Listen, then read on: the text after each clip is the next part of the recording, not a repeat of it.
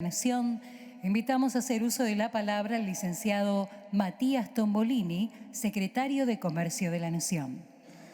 Bueno, senadora José Luis, que eso es un poco como el papá de este código, porque yo vengo conversando, Anabel te cuento, me mostró el código que lo había charlado con el ministro. Agradecerles la invitación. Anabel, te agradezco mucho que me hayas invitado y poder compartir algunas ideas con todos ustedes, a las autoridades nacionales y municipales, a mi equipo, a la subsecretaria Boetti, al director Alejandro Pérez Azaña, a los legisladores nacionales, provinciales, a las asociaciones de defensa de los y las consumidoras de nuestro país, que son tan importantes y con quienes en la Secretaría tenemos un trabajo cotidiano. Lo mío va a ser una mirada por ahí un poco más desde la economía y desde la política económica en términos de la relevancia de esta herramienta. Primero contarles lo importante que tiene que ver el abordaje de las relaciones de consumo en términos generales, después contarles lo relevante que es este código, sobre todo en el contexto de las relaciones de consumo actuales en el mundo y en la Argentina. Y en este sentido, decirles lo importante que esto es también para nosotros hoy en la Argentina, en el marco del despliegue de las herramientas de política económica. Cuando empezás la Facultad de Economía, una de las cosas que te cuentan es cómo toman decisiones los consumidores. ¿Y qué te cuentan los libros de texto? Básicamente lo que te dicen es que a la hora de elegir un bien o un servicio, vos lo que haces es maximizar tu utilidad como consumidor. Es decir, dado el supuesto beneficio o el placer que te brinda tomar una botella de agua, te ubicas en el lugar óptimo que cruza esa utilidad que te brinda con la restricción presupuestaria que vos tenés para elegir ese bien o ese servicio. Y todo el tiempo estás haciendo una cosa que para los economistas es muy habitual, maximizando la utilidad. Y ahí están los libros de texto que escriben siempre en un mismo país, allá en el norte. Muy bien. Entonces vos sos un usuario, sos un consumidor que elegís de manera óptima, dada tu restricción presupuestaria, los bienes que consumís. Muy bien. Entonces hacemos el gráfico. Yo soy profesor en la facultad hace muchos años. Todos hacemos el mismo gráfico. Perfecto. En el año 2001, Stiglitz, Akerlof, Schiller se ganaron un premio Nobel por algo que tiene que ver con la información asimétrica. Esta idea de que, la información que tenemos a la hora de tomar una decisión no es igual para todos y para todas. ¿Y por qué no es igual?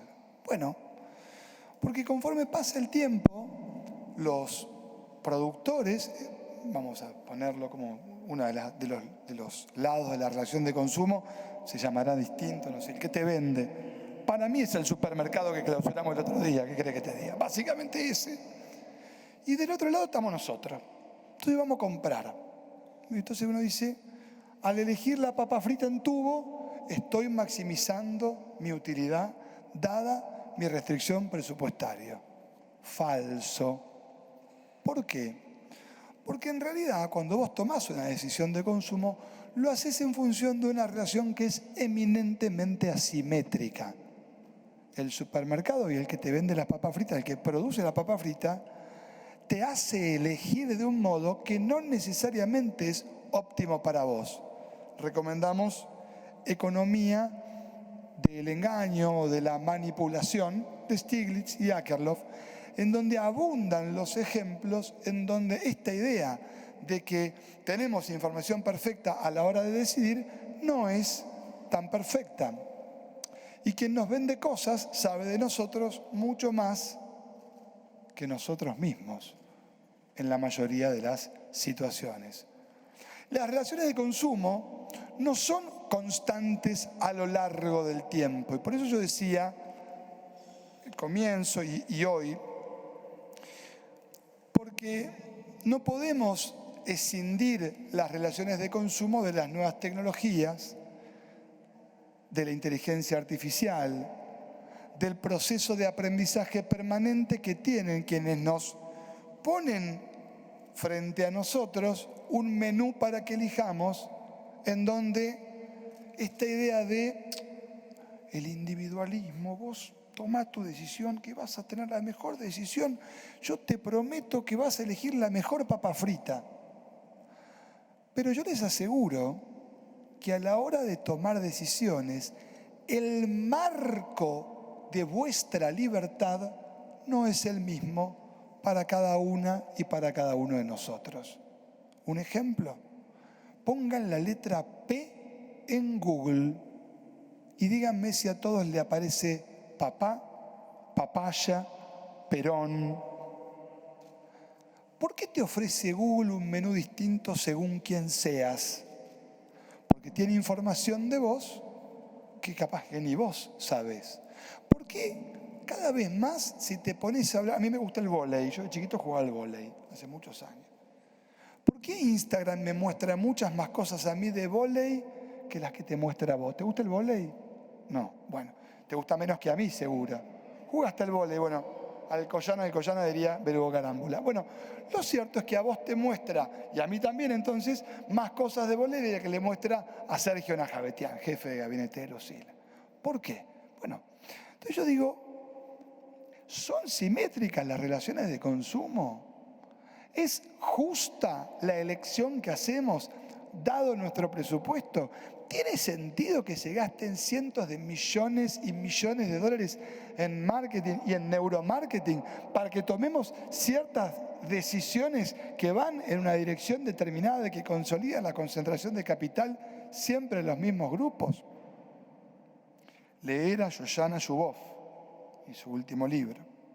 Justamente porque en ese contexto, la asimetría de la información de la que hablaba el querido Stiglitz y Akerlof en aquel momento, nos llevan a una situación en el presente que claramente requiere la intervención del Estado. ¿Para qué? Miren, para lo que hizo siempre el peronismo, para emparejar la cancha. No es tan complejo. Hay una cancha despareja y lo peor es que ni nos damos cuenta que la cancha está despareja. Porque entramos en Google y decimos, mirá qué libre que soy, como busco con la letra P, justo aparece Perón. Entonces, el trabajo del Estado es clave también en este proceso de discusión de la norma, porque este código viene a construir algo que es tan importante como el objeto de la norma, que es, como en Matrix, tomar la pastilla correcta, darnos cuenta de que hay una necesidad de un código que tal vez ni nos damos cuenta que es necesario. Por eso es tan relevante el coraje de José Luis, de Anabel y de todos aquellos que le proponen a la sociedad poner en discusión cosas que no son tan evidentes.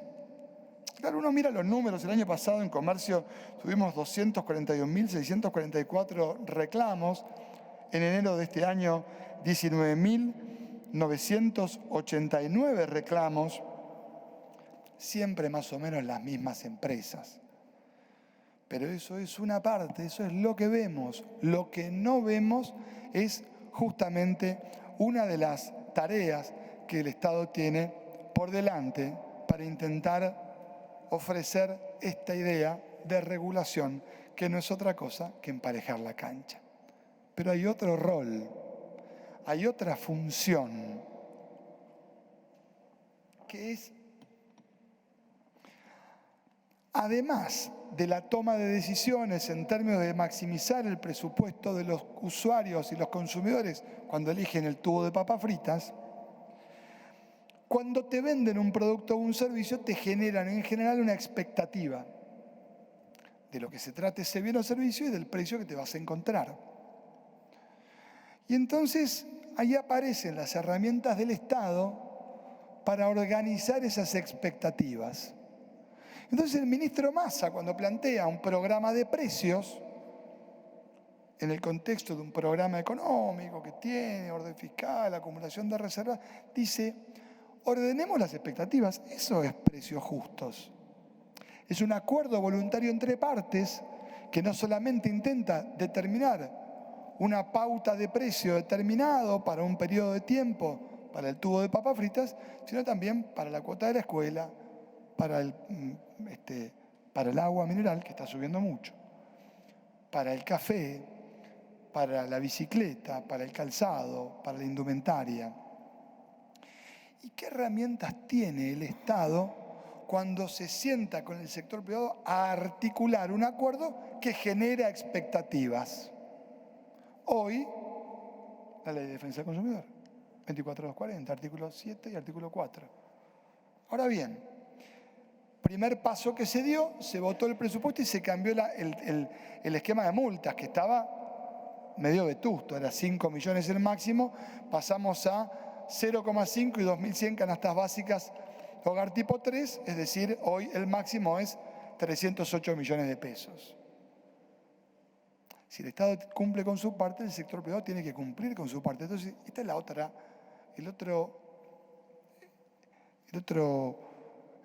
derivación de las herramientas de este tipo.